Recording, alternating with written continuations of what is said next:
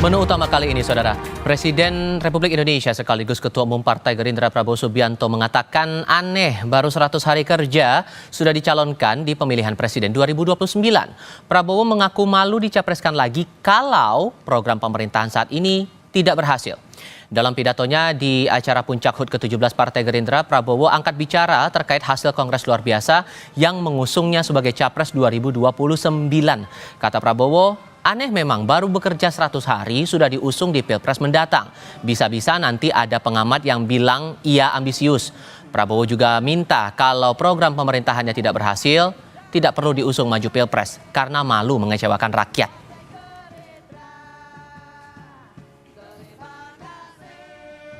Dan memang sebetulnya aneh, baru 100 hari bekerja sudah dipaksa untuk mau dicalonkan tahun 2029.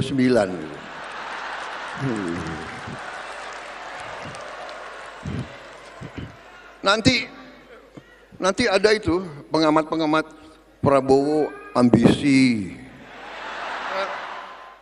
Saudara minta saya bersedia dicalonkan lagi tahun 2029. Saya katakan, kalau program-program saya tidak berhasil, tidak perlu saudara calonkan saya terus. Saya kalau mengecewakan kepercayaan rakyat, saya malu untuk maju lagi.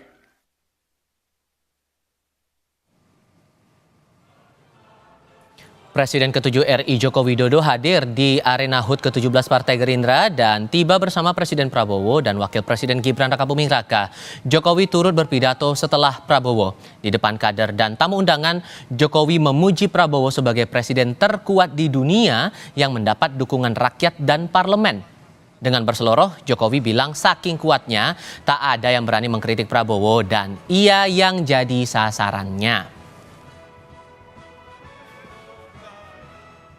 Presiden Prabowo ini adalah presiden dengan dukungan terkuat, baik dari rakyat maupun dari DPR. Coba cek seluruh presiden yang ada di dunia ini, sekarang ini nggak ada yang sekuat Bapak Prabowo Subianto. Saking kuatnya. Dikit-dikit yang salah Jokowi, dikit-dikit yang salah Jokowi, dikit-dikit yang salah Jokowi. Coba sekali-sekali nyalain Pak Prabowo.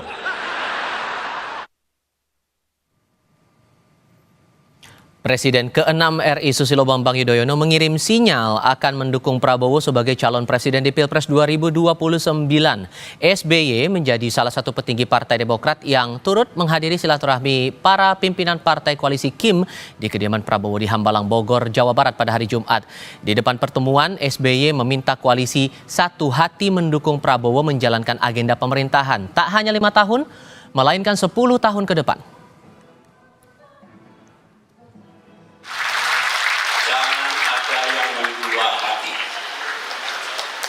Satu hati untuk memimpin kita, untuk pemerintahan yang beliau pimpin. Yang kedua, prioritas yang beliau pilih, agenda yang akan dijalankan 5 tahun ke depan, insya Allah 10 tahun ke depan.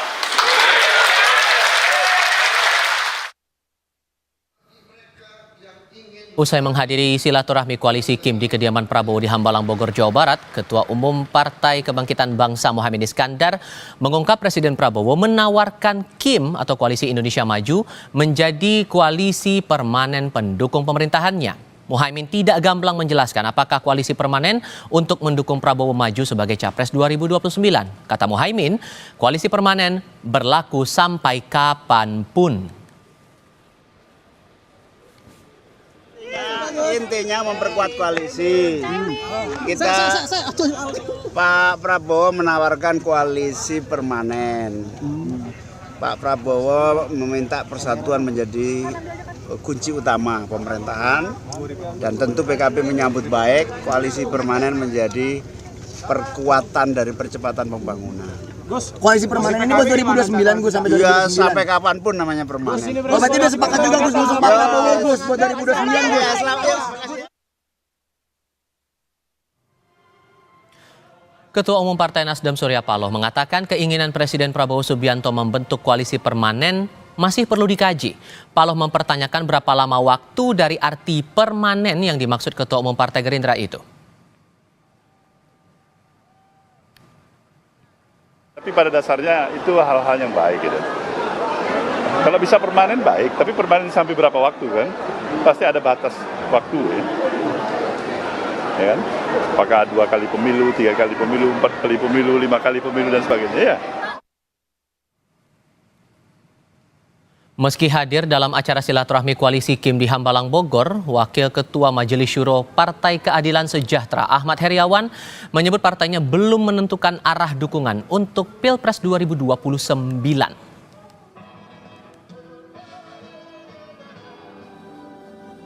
Ya tentu itu adalah pengumuman dari Gerindra. Ya. Sikap-sikap partai kan tentu ya jangan sekarang sikapnya nanti menjelang itu. Dan tadi juga tidak ada permintaan untuk koalisi didukung, tidak ada kan. Yang ada adalah diumumkan bahwa beliau akan maju kembali pada tahun 2029, itu diumumkan. Bahwa kemudian nanti seperti apa ya kita tunggu nanti ya. Karena banyak perhitungannya tentu ya Pak, kalau untuk 2029 masih panjang ya Pak. Masih panjang, dan beliau juga tidak minta dukungan untuk sekarang. Enggak, ngomongnya saja. Pilpres mendatang masih 5 tahun lagi, namun Partai Gerindra sejak dini telah mengusung Presiden Prabowo Subianto sebagai Capres 2029. Berbarengan dengan pencapresan Prabowo periode kedua, muncul tawaran mengubah Koalisi Indonesia Maju, koalisi pemerintahan Prabowo Gibran saat ini menjadi permanen. Apakah tawaran Prabowo membentuk koalisi permanen untuk mengamankan jalan di Pilpres 2029 setelah penghapusan presidensial threshold?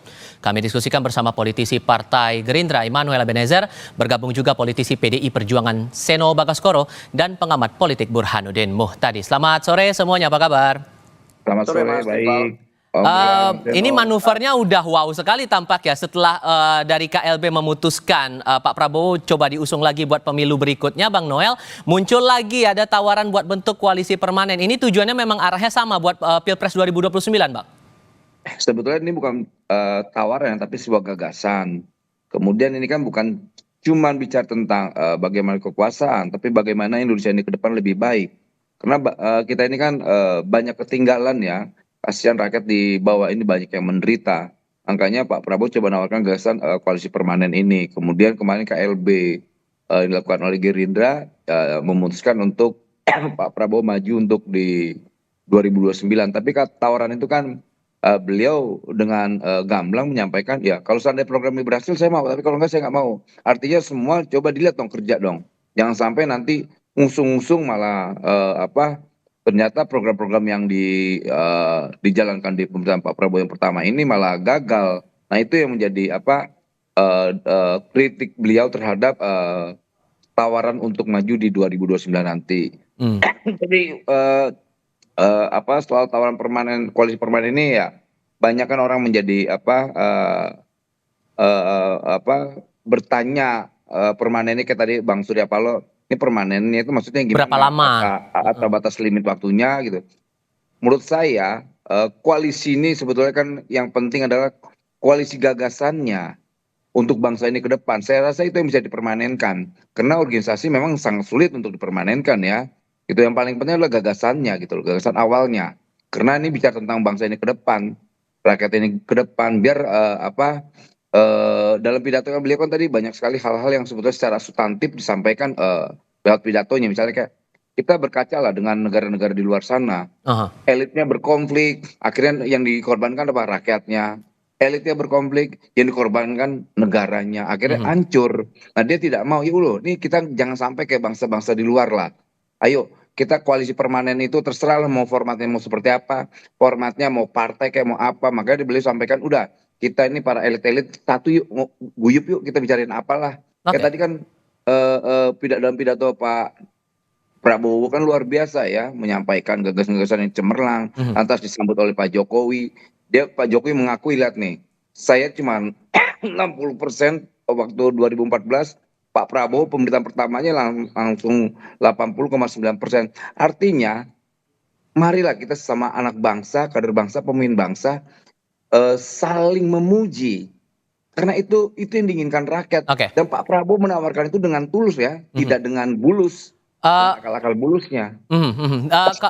Kalau Mas Burhan melihat ada dua narasi yang muncul dalam waktu bersamaan ini, dan di satu momen juga di dalam KLB, dan setelah itu ada pertemuan koalisi Kim begitu. Narasi Prabowo diusung buat pemilu 2029, terus ada koalisi permanen. Manuver Partai Gerindra ini mau dibawa kemana arahnya menurut Anda?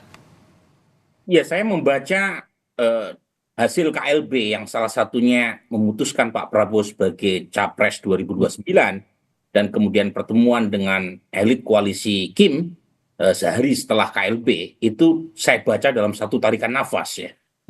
Jadi saya melihat bahwa putusan MK yang menghapuskan presidensial threshold itu menjadi drivers dibalik keputusan Gerindra terkait dengan pencapresan dini Pak Prabowo di 2029. Jadi saya merasa elit Gerindra pasti paham, seperti Pak Prabowo katakan, akan sangat aneh di mata publik pemilu presiden baru berlangsung tiba-tiba mencapreskan untuk 2029. Tetapi lagi-lagi itu bacaan yang hanya di atas permukaan. Pasti ada motif yang sedang dikejar oleh elit Gerindra, dan motif itu berkaitan dengan putusan MK yang memberi ruang buat semua partai peserta pemilu untuk mencapreskan siapapun kadernya, termasuk partai-partai pendukung koalisi Indonesia Maju.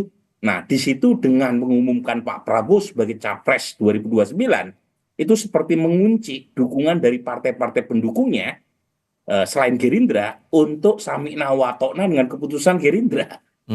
Itu yang kemudian menjelaskan gagasan berkaitan dengan koalisi permanen. Sesuatu yang ditanggapi dengan hati-hati oleh Surya Paloh, tapi dengan sukacita oleh Muhaimin Iskandar. Tapi lagi-lagi pendapat politisi hari ini itu harus diuji nanti. Kalau sekarang kan masih jauh ya.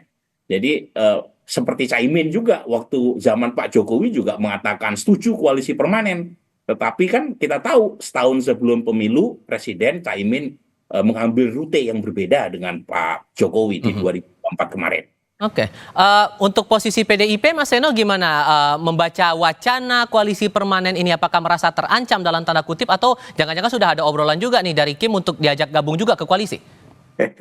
Ya, saya rasa kalau bicara ada gium kuno ya Mas ya, kan tidak ada yang tetap atau tidak ada yang pasti di dalam kehidupan ini kecuali perubahan-perubahan yang terus konstan gitu. Sifat manusia saja bisa berubah-berubah, apalagi ini urusan kerjasama politik, urusan koalisi. Jadi tidak ada kepastian juga bahwa hari ini pada saat seseorang mengatakan akan bersama, besok di 2029 akan tetap bersama. Itu akan ada dinamika politik yang luar biasa di tengah 4 tahun ini. Ibarat kata di media sosial ini kan politik ini masih pagi lah ini kalau kita bicara tentang Pilpres di tahun 2029 masih terlalu lama, sehingga saya rasa menjadi suatu sikap politik kami yaitu untuk menunggu di dalam konsep politik Pilpres. Kan ini suatu hal yang sangat strategis, menentukan kira-kira akan bekerja sama secara politik dengan siapa, mengeluarkan rekomendasi capres namanya siapa. Ini perlu ada pembuktian-pembuktian. Dan sebenarnya sudah benar apa yang disampaikan oleh Presiden, bahwa ujian terbaiknya untuk mengukur kelayakan seseorang menjadi capres atau tidak ya dari kinerja 5 tahun ke depan ini, siapapun namanya akan diuji di situ. PDI Perjuangan pun juga akan membuat suatu ukuran-ukuran penilaian untuk mengukur nama-nama kandidat yang sekiranya pantas untuk dimajukan sebagai calon presiden. Sehingga tidak bisa sekarang kalau buat kami. Tetapi kami tentu saja sebagai partai yang mengedepankan gotong royong, tradisi silaturahmi, kami tentu menghargai kedaulatan politik yang dimiliki oleh kawan-kawan Gerindra untuk mengambil keputusan politik. Tapi kalau kami belum Mas, masih jauh, Belanda masih jauh. Sehingga pertanyaannya kemudian, kalaupun Pak Prabowo fix nih bakal maju untuk pemilu berikut, ya kira-kira siapa rivalnya? Kita akan bahas ini di segmen berikutnya, usai jeda berikut ini.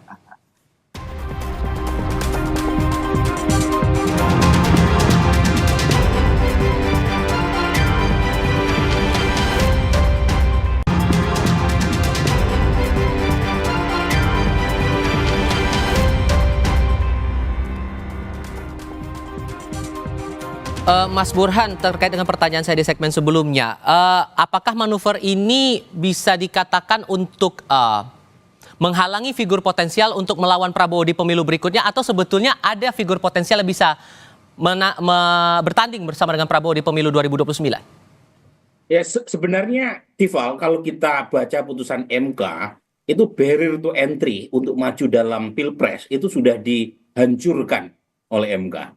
Bahkan ya MK secara progresif memberi kesempatan buat partai peserta pemilu meskipun tidak lolos PT untuk bisa mencapreskan kadernya. Karena gugatan Perludem yang mengatakan hanya partai yang lolos PT itu ditolak oleh MK. Yang diterima adalah gugatan yang diajukan oleh mahasiswa yang memberi kesempatan siapapun asal dicalonkan oleh partai peserta pemilu. Jadi PBB misalnya itu bisa mencalonkan Yusril Iza Mahendra meskipun PBB tidak lolos PT. Nah artinya kalau kita membaca manuver Gerindra dengan mengusung Pak Prabowo, tentu sah ya sebagai partai politik, tapi di sisi lain, kalaupun toh partai-partai pendukung Pak Prabowo mengerucut hanya dengan mengusung Pak Prabowo, seperti PSI yang hari ini mengatakan akan mengusung Pak Prabowo 2029, itu tetap ada partai seperti PD Perjuangan tambah harus 20-25% untuk bisa mengusung calonnya, partai buruh, ya, kemudian P3 dan partai-partai lain. Nah, lagi-lagi di sini kesempatan buat partai-partai apakah mereka berani memanfaatkan pintu normatif yang disediakan oleh MK atau tidak. Jadi PD Perjuangan bisa maju, Mas Anies pun bisa maju dengan hanya bermodal dukungan dari partai yang lolos peserta pemilu. Tapi sosoknya udah kelihatan belum kalau dibaca sekarang, Mas? Ya kalau dari survei saya ya bulan Januari lalu itu peringkat kedua memang selisihnya jauh ya, tetapi masih ditempati Anies Baswedan sebagai capres. Kemudian disusul oleh Ganjar Pranowo. Jadi belum muncul memang calon-calon kompetitif karena memang pemilunya masih jauh, Tifal. Ini ibarat pemilu 2029 itu jadwalnya sholat maghrib, sekarang baru jadwal sholat subuh gitu. Jadi masih jauh sebelum sampai ke sana. Makanya belum terjadi konsolidasi di tingkat massa. Gitu. Oke, apakah betul pandangan bahwa koalisi permanen ini dibuat biar Pak Prabowo nggak ada lawannya di pemilu 2029, Bang Noel? Enggak gitu. Itu sudut cara pandang yang nggak baik. Pak Prabowo malah mengajarkan sebuah komunitas anak bangsa ini ngebangun. Bahkan tadi standar dia sampaikan bagaimana saya mau maju kalau seandainya program-program yang kita mau jalankan tapi tidak berjalan dengan baik. Dia hanya mau maju kalau program-program yang menjadi ekspektasi rakyat itu bisa dijalankan dengan baik gitu, dengan sukses. Makanya dia mau. Gitu. Kemudian ada peluang kader-kader yang lain, kader bangsa yang lain, entah itu dari PDIP, kemudian dari PKS atau PKB, silakan. Negara ini kan negara demokrasi. Artinya apa yang disampaikan Pak Prabowo itu mempertegas bahwa ayo semua komponen anak bangsa maju, bekerjalah buat bangsa ini. Karena bangsa ini sangat ketinggalan terkait pembangunan, kemudian SDM soal lain-lainnya. Kita mau ke depan ini menuju 2045 ya Indonesia unggul itu benar-benar ada. Makanya kuatkanlah narasi bangsa ini untuk ke depan lebih baik. Seperti itu, Pak. Dengan membaca posisi partai-partai setelah acara HUT hari ini yang masih berbeda-beda, ada yang mendukung, ada yang masih pikir-pikir begitu, apakah bisa dikatakan bahwa ada limit waktu sesungguhnya dari Pak Prabowo kepada para partai politik koalisi, sikapnya harus dikeluarkan sesegera mungkin begitu? Saya rasa gini, ini kan tawaran tulus ya untuk membangun bangsa ini. Kalau kemudian diresponnya dengan baik, lantas apa ya? Saya rasa nggak ada salahnya. Ini wajar lah partai kan, partai juga butuh diyakinkan. Ya, teman, lu gabung sama gue, yuk. Tapi kan harus diyakinkan bahwa benar loh. Ini saya mengajak ini bukan untuk main-main, hanya bukan ngebesarin Prabowo, ngebesarin partai Gerindra. Ayo kita besarin rakyat ini, bangsa ini kita besarkan sama-sama. Ini rumah besar ini jangan sampai rusak karena hal-hal yang tidak substantif itu. Makanya ya kawan-kawan ya diajak untuk koalisi permanen ini. Ini kan gagasan tulus, bukan gagasan bulus. Jadi semoga dengan kacamata yang jernih ya melihat tawaran ini ya, tawaran gagasan ini gitu. Oke, kalau PDIP apakah akan membuka diri juga untuk mempertimbangkan masuk ke koalisi Kim Plus ini di periode berikutnya, mengingat udah ada upaya untuk bentuk koalisi permanen begitu, dan posisi yang belum menentukan pilihan adalah tinggal PDIP sendiri nih, Mas Seno? Ya, saya rasa karena memang secara legal formal, positioning politik partai di PDI Perjuangan, aturan mainnya itu di Kongres, Mas. Dan sampai sekarang kan kita memang belum menggelar Kongres. Dan ini menjadi suatu waktu yang sangat tepat, momentum tepat untuk membuat pertimbangan-pertimbangan baik kuantitatif maupun kualitatif. Di PDI Perjuangan kita merasa Pilpres masih sangat panjang. 2029 itu waktu yang cukup lama dan ada waktu yang sangat cukup untuk kita mematangkan kaderisasi bagi kader-kader kami di internal. Tentu untuk mempertimbangkan nama kemudian memutuskan bergabung dengan koalisi atau tidak, memutuskan kerjasama politik dengan partai lain atau tidak, itu kan nanti tergantung siapa nama calon presiden yang diusung. Nah, namanya saja kita masih belum ke sana tuh, apalagi saat membahas tentang kerjasama politik. Jadi ini masih ada beberapa step ke depan yang harus kita lalui. Dan saya rasa akan menjadi tidak sensitif bagi kami di PDI Perjuangan kalau terlalu intens hari ini kemudian menggodok nama-nama itu. Karena kita tahu hari ini tantangan geopolitik global juga tidak mudah. Tantangan ekonomi di dalam negeri juga banyak persoalan yang harus dihadapi oleh rakyat. Dalam kondisi itu kita punya semangat bahwa pemerintahan Pak Prabowo harus didukung dengan baik, dan oleh karenanya tidak terfokus kepada gabung atau tidaknya, tapi apakah gagasannya bisa seirama enggak, apakah implementasi program di bawah dari anak buah presiden bisa bekerja dengan baik atau tidak. Itu yang menjadi titik poin kami, karena rakyat mengamanatkan kami menjadi pemenang pemilu legislatif, yang artinya harus fokus di dalam tugas check and balance. Jadi itu yang kami lakukan sekarang, daripada fokus pada menggodok nama-nama untuk pemilu berikutnya yang rasa-rasanya akan jadi kurang sensitif kalau itu yang menjadi titik tekan. Itu, Mas. Karena kan kalau melihat realitanya sekarang, Mas, kan koalisi Kim Plus ini yang cukup mendominasi terutama di parlemen. PDIP sebagai pemenang pemilu legislatif pun tinggal seorang diri. Apakah ini tidak akan menjadi ancaman untuk kedepannya? Ya, kalau bicara dari sudut pandang elektoral, pasti bicara sejarah panjang politik ada banyak sekali cerita-cerita yang menimbulkan kekhawatiran. Wah, kalau sendirian partai dibanding banyak partai seperti apa. Tetapi toh kami juga sudah membuktikan pada saat periode pemerintahan Pak SBY selama 10 tahun, PDI Perjuangan berada di luar pemerintahan menjadi partai yang ada DNA kritis di situ. Kami juga bisa menjalankannya dengan baik. Bahkan itu menjadi modal untuk rebound di tahun 2014 dan 2019. Dan dalam konteks itu saya rasa kami fokus saja pada menjalankan tugas yang diberikan rakyat kepada kami. Persoalan apa, kami menghormati Pak Prabowo ini kan sosok yang besar karena demokrasi juga, karena alam demokrasi. Beliau faktanya percaya pada demokrasi, bikin partai politik, ikut pilpres, pernah kalah, maju lagi, kalah, maju lagi sampai menang. Itu artinya percaya pada demokrasi, dan demokrasi memang mengamanatkan perbedaan itu sesuatu hal yang wajar-wajar saja. Nggak harus dalam satu perahu meskipun kita sama, nggak harus bermusuhan walaupun kita berbeda. Itu demokrasi ajarkan pada kita. Jadi ya kita percaya Pak Prabowo akan menghormati posisi politik kami, bagaimana menghormati Pak Prabowo. Itu terakhir singkat saja, Mas Burhan, melihat juga dinamika lain. Ada wacana Pak Jokowi akan membentuk partai baru begitu. Apakah ini akan membawa dinamika baru ke depannya di tengah wacana pembentukan koalisi permanen ini? Singkat saja. Ya, sebenarnya Pak Jokowi tidak secara konklusif mengatakan akan membentuk partai baru. Bahkan dia mengatakan masih mengkalkulasi bisa saja tidak jadi partai baru yang sempat disuarakan Pak Jokowi itu bisa dideklarasikan. Jadi belum tentu. Bahkan ada kemungkinan juga Pak Jokowi jangan-jangan masuk Gerindra juga. Lagi-lagi semua kemungkinan itu masih sangat terbuka, apalagi dalam konteks politik di Indonesia. Seringkali gagasan besar itu tunduk oleh kepentingan politik pragmatis. Jadi ada gium lama, tidak ada kepentingan yang abadi adalah kepentingan itu sendiri. Jadi koalisi permanen itu by nature tidak pernah terbentuk dalam konteks Indonesia. Jadi sangat mungkin ya jelang 2029 partai-partai yang berada di dalam kekuasaan sekalipun itu memikirkan kepentingan subjektif elektoral yang lagi-lagi sangat dipengaruhi oleh insentif dan disinsentif, dan itu yang membuat politik di Indonesia akan selalu menarik, akan selalu diramaikan oleh kejutan di injury time. Oke, Bang Noel, Mas Seno, Mas Burhan, terima kasih banyak sudah berbagi pandangan bersama kami kali ini. Sehat selalu semuanya. Selamat sore. Terima kasih semuanya.